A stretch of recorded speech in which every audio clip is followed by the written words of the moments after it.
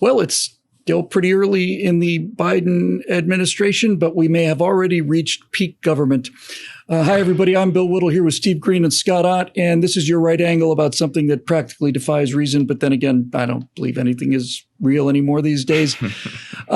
We get word from the Biden administration, and this is the quote from the article at Reason Magazine. This is the direct headline.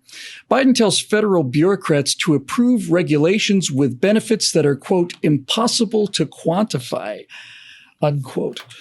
So approve regulations that don't have an objective, a goal, a metric, nothing. Why would you be even talking about those regulations? Well, helpfully, we have the answer. Regulations should be put in place immediately as long as they, quote, promote public health and safety, economic growth, social welfare, racial justice, environmental stewardship, human dignity, equity, and the interests of future generations. That's the kind of limited power that our founders had in mind when they decided to enumerate the powers of Congress and parenthetically the bureaucracy.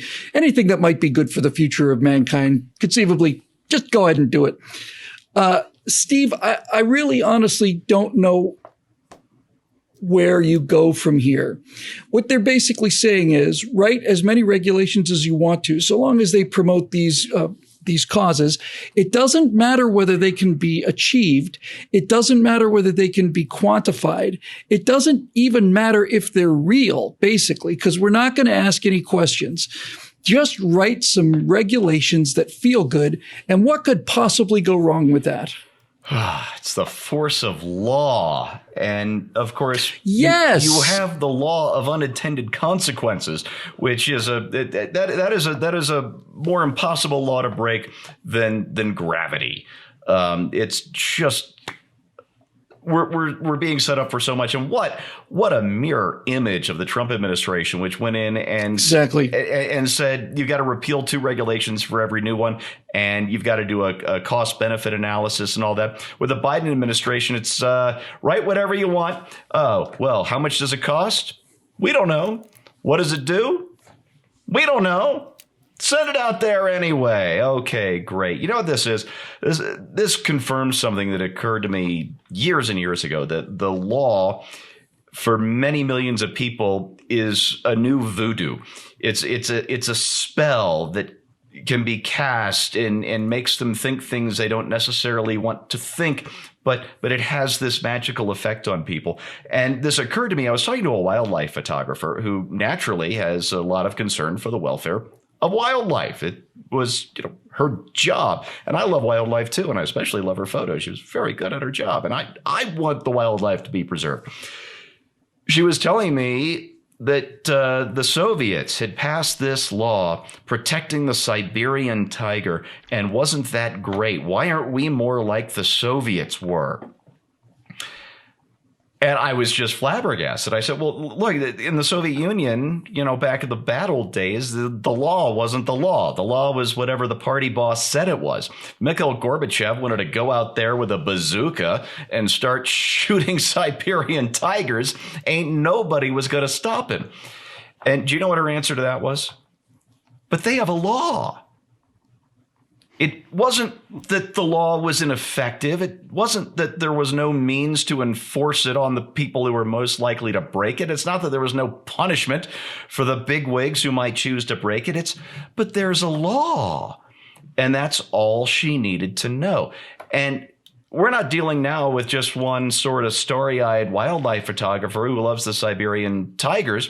We are talking about a federal bureaucracy that now is enjoying a sort of weaponized voodoo to cast on millions of people who are going to just be enthralled, not with the results. They won't care about the expense.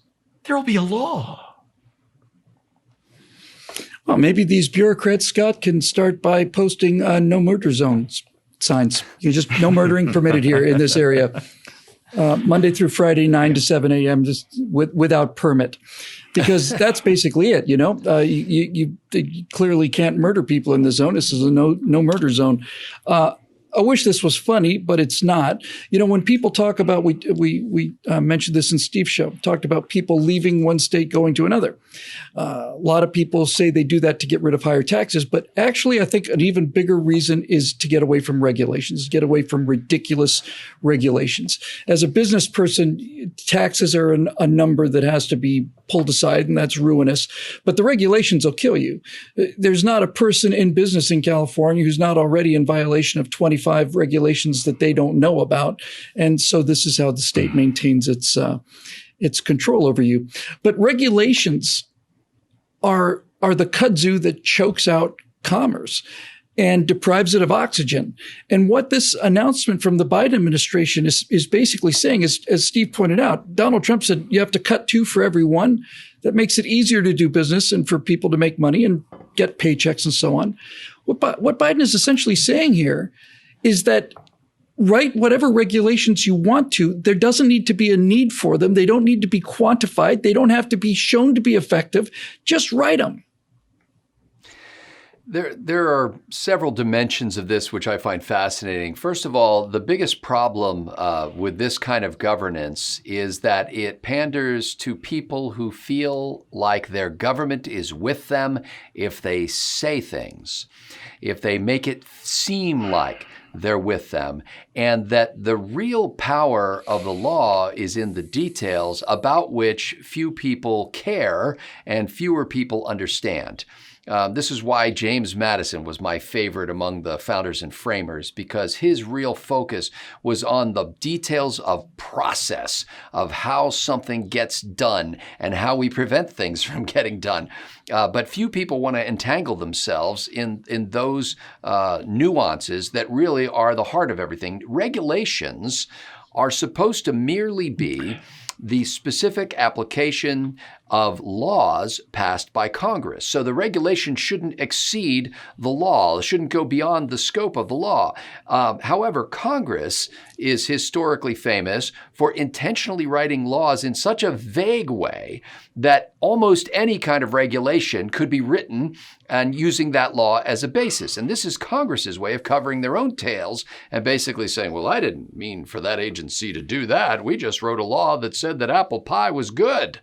I didn't know that they were going to apply it in that manner. And so this is how, Congress is dodging accountability. They shift that to the administrative state, which is in effect the real Congress. It's the real lawmaking body, though it was never intended to be. Government, of course, is famous for doing things that can't be measured.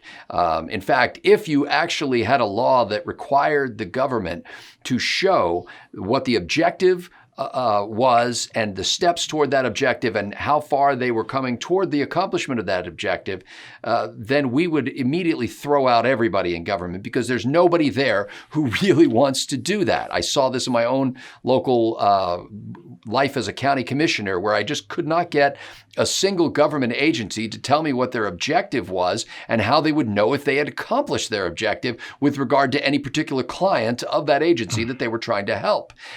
They thought I was attacking them. I was just trying to figure out what their own metrics were by which I could evaluate their success. Apparently their metrics were how much money do we spend, how big is our organization, how many hours do we spend doing the work, but not how have we actually accomplished or helped this needy person? Ultimately, government is about funding hope. It is not really about governing or accomplishing things. For me, the best way to think about this kind of regulation is to just think of it as plaque in the arteries. It just builds and builds and builds. And the more of it there is, the more there is for new plaque to adhere to until finally you're winded going up 3 or 4 stairs because you're not getting any oxygen. And you're not getting any oxygen because all of the pathways for energy flow are blocked by this useless, ridiculous, fatal accretions that do absolutely no good whatsoever. Fundamental regulations, needless to say, like you shouldn't be able to pour mercury into a river, and you should be able to be required to maintain your aircraft if you're a commercial airliner, because sometimes people don't do the maintenance, and that's human nature. These kind of regulations are important, but this is not what we're talking about. As a matter of fact, this is the antithesis of what we're talking about. The two examples I gave you, don't pour mercury into the river because other people live downstream of the river. Well, if you make a regulation like that, you can quantify that rather easily. You can quantify it down to the millionth part per million. And if you tell an airline that they have to regulate their maintenance, that they have to perform maintenance on a certain level at a certain time, you can send inspectors down there and see the maintenance logs and see whether they're complying with this reasonable regulation or not. But all of this is just granting power to the people whose entire purpose of existence is taking power over your lives. These are the people that want you to come down to their office and basically ask them for permission for you to cut down a tree in your own backyard. That's what this is about. This is who is being given power. And this will do precisely the opposite to the economy, what Donald Trump did when he declared he was going to eliminate regulations and lower taxes. Everything grows and everything rises. This is going to have the exact opposite effect.